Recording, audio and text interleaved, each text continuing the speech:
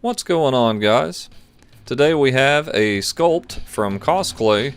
We're doing a DEKU scrub Link from Majora's Mask, and we're starting off here with a base, and got all this see-through plastic that I got out of a TV, an old TV that I was salvaging some parts out of. So it had several sheets of this plastic lens. So I'm using a lot of that to build up the leaves of this base. I'm doing one of the DEKU flowers from the game that shoots you into the air. So when you are first transformed into the DEKU scrub in the game, you are standing on one of these flowers, so I thought it fitting to make the base one of them. Makes the base a little more interesting. So we cut all of those out using the first one as a stencil, and we stapled them into the compressed wooden base there. And then we've got a second layer of the more round leaves. And then we painted all of this with a goblin green. All the paint in this video is from Vallejo. So get a nice coat of that on there as a base coat.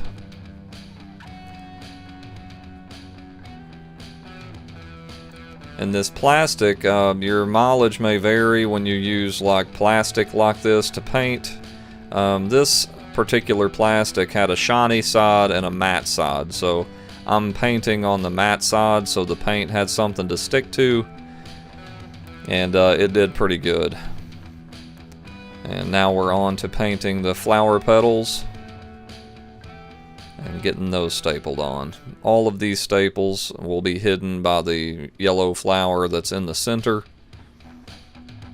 I first tried hot glue, admittedly, and these things just popped right off. Like, I came back the next day at my desk and they were all just popped off. So that's the 3 layers there of the leaves and petals, and now we're going to work on the 4th layer, which is the center flower. I was going off of stock images from the game for all of this in this video, so this is all based off of what it looked like from the Majora's Mask game itself. So I kind of cut the design around the edge, and we're covering this with yellow. As you can see, the marker shows through, but a lot of the design covers that later on. But we do put multiple coats to get that finish, and we take some black paint and go back in and put in the details and designs. We use a little bit of dry brushing technique on this center flower as well, and also a little bit of it on most of this project.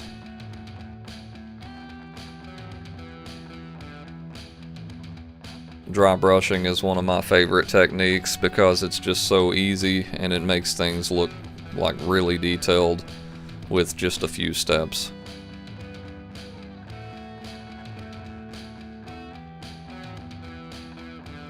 But it's this repetitive pattern of these heart shapes and these little teardrop shapes all the way around the flower.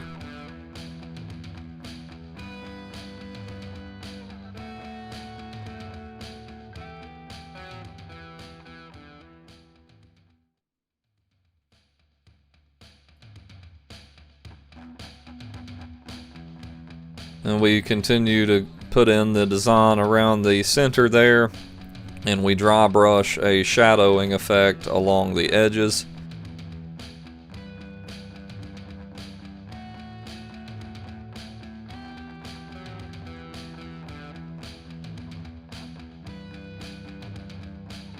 And then we add a few highlights to make the high points pop.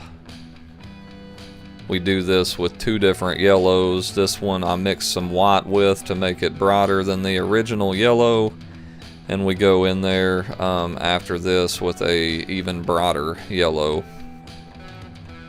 achieved by adding even more white.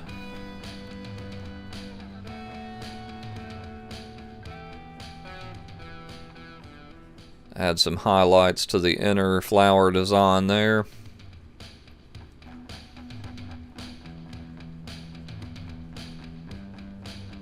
And that's it for the center flower.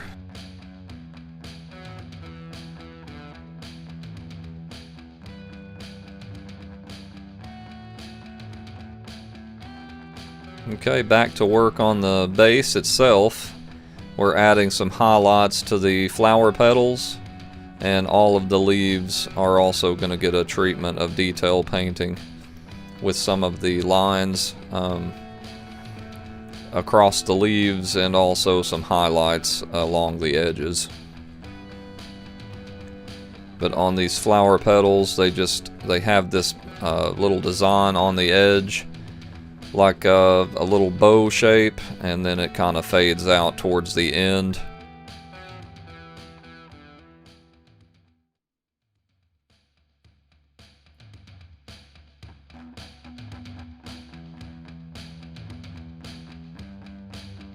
We just repeated that process on all of them.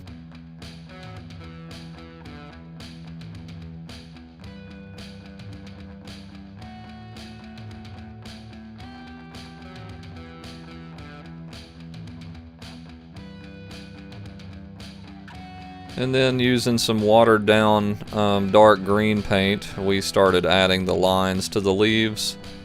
It's tricky sometimes to get a good mixture of paint and water to get that spindly thin look. So some of these lines were a little chunkier than I would have liked, but I did go back and touch some of those up to make them look a little better. And then we highlighted the edges with a lighter green and a yellow green.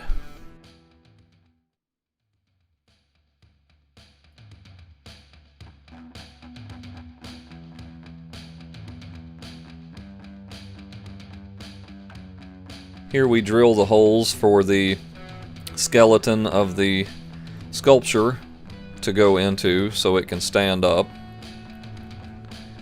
So we did put 2 staples in through the yellow flower that are mostly hidden by the statue's feet after we're done. Statue, sculpture, whatever. I bounce around through terminology. But that will be the legs of the sculpture. Here we have our cause clay nice and stiff. It has to be worked and warmed up before it softens enough. And we've rolled it out.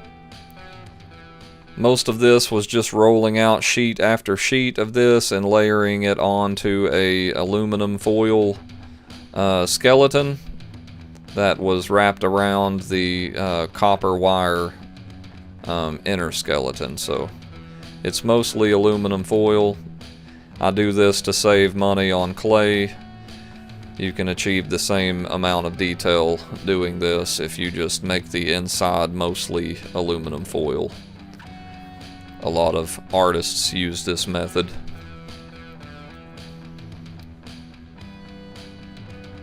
That's my only complaint with cause clay, is it is a little tough to actually sculpt. You have to warm it up and work it before it becomes soft.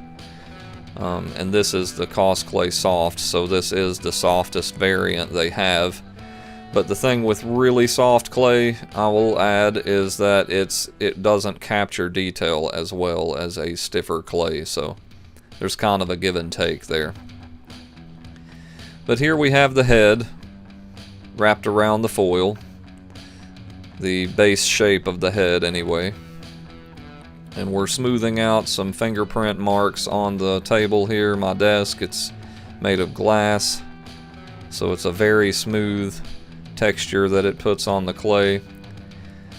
We put on his little trunk there, flared the end out, and used some tools to make it deep. And there's where it's going to attach into the skeleton. I just attached all the pieces with hot glue. So now we're using a clay tool here to inlay his eye sockets. He has very sad looking little eyes, this guy. He's a very sad little character. Sad backstory, if you guys are familiar. And then I rolled his eyebrows back down to the right angle using the smooth handle of the tool. And that's his final eye shape.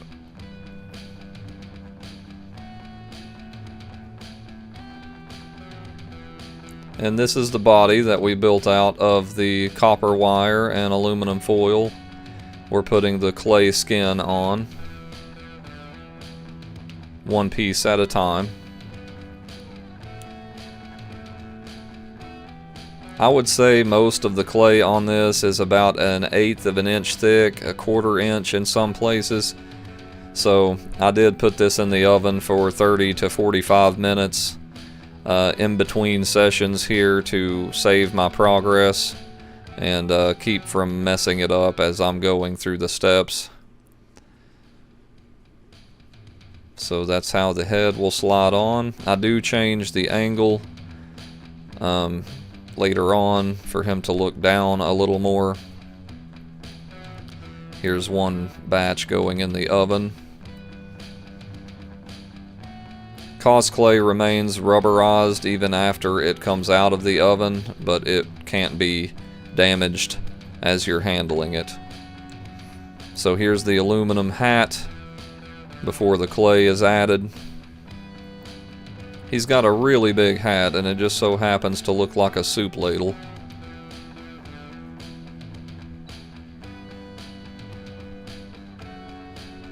Rolling out some more clay sheets. This got very repetitive. I need a larger roller, I think. I'm using that little plastic one that I think is meant for like Play-Doh. Here we already have sculpted one of his little boots, and we're putting the soles on his boots using a little tool. I do build up the shoe to look more cartoony. He's got some Ronald McDonald looking shoes with that clown bulbous shape on the end.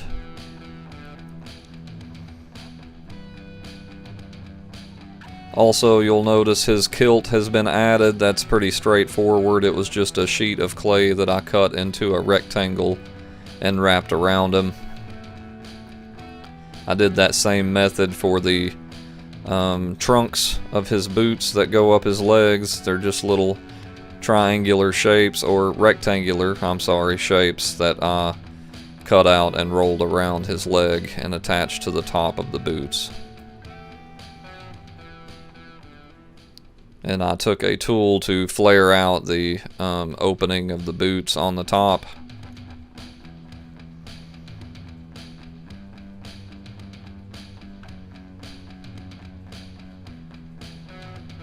So this is a dummy base that I'm using so that I can put this in the oven, and he will be popped off of this and put onto the real base after he's set in the oven and after he's closer to being finished.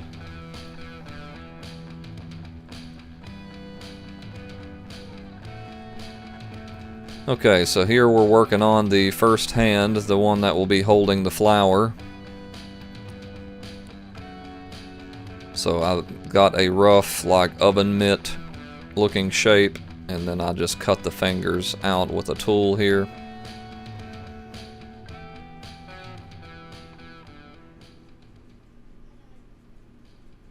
And it already looks pretty good, but I do go in and round the fingers into those cartoony little hands that he has.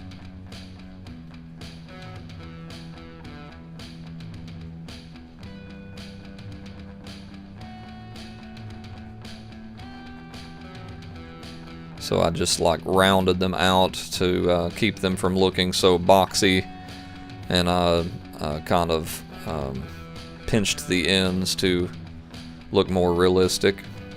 And here they are added to the arms, and we've also added his little gauntlets onto his hands and wrists.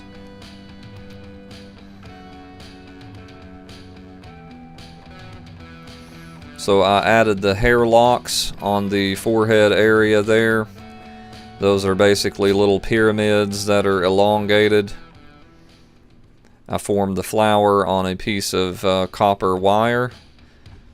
The wire was the perfect size for the stalk of the flower, so I didn't deem it necessary to wrap it with clay, so we left it alone and just painted it. We also sculpted 2 of these leaves. And there he is, complete. All the sculpting is done. Now we just have to attach the pieces to the flower here and get on to some painting.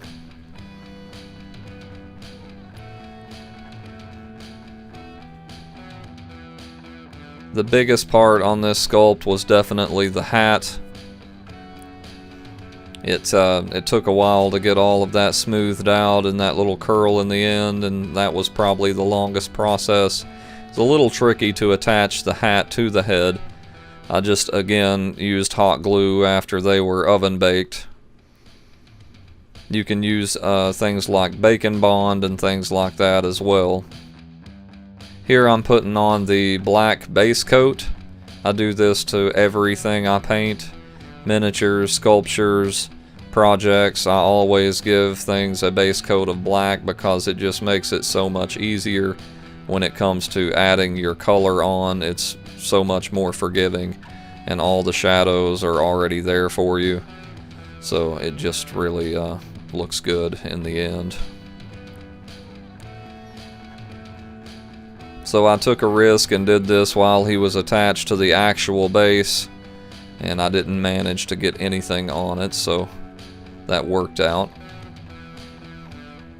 So after he was all dried, I went in and started adding color. We're starting with the base coat of brown on his boots. We do go back later on and add a highlight of red-brown because it's unclear if his gauntlets are made of copper or if it's just a reddish-brown leather from the stock images. And here we're adding a wood grain looking paint. I think it's called leather, if I'm not mistaken. Leather brown. But it was the perfect shade, and it let some of the black shine through, which really made it sell as a wooden look. I do go back and put coats on different areas for highlights. And we're starting with dark green on the hat and the kilt. We put dark green on first, and then we go back and we highlight it.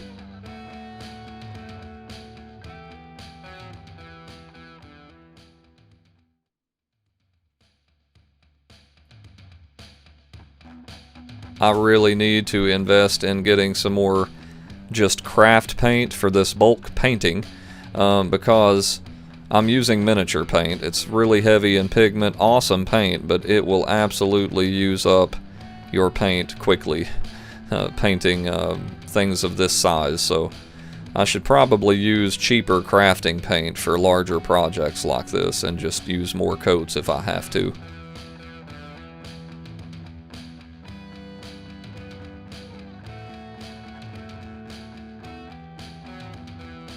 We've added all of our green, so now we're going to add the yellow for the locks of hair that are hanging out of the hat.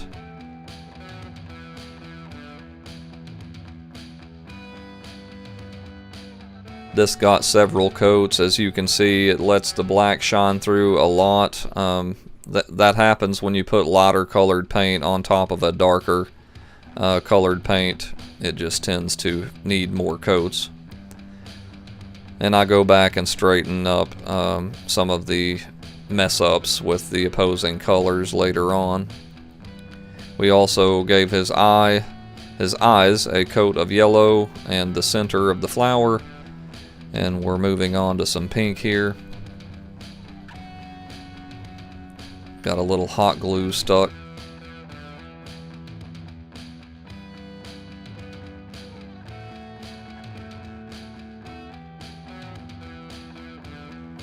After we've painted the flower above and under, you can see that I moved on to put some shading under the locks of hair. in most of the stock pictures, he has this black color under his hair, so I just made it fade from brown to black as it went under his hair. But we are adding an orange ring around his eye. Some of the footage I had to clip out of this video because my hands were in the way, etc. So I tried to get the best clips that I could to make the video with here. And then we added some black around the bottoms of the eye to make them look a little shadowed.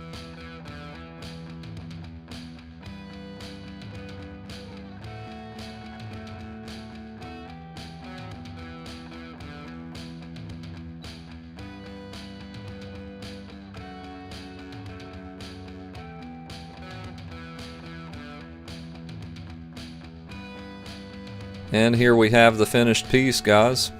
I was really happy with how this little guy turned out. It was a blast to make him, and I learned a lot using the clay. But thank you guys for watching. Please consider subscribing, and I'll catch you guys next time.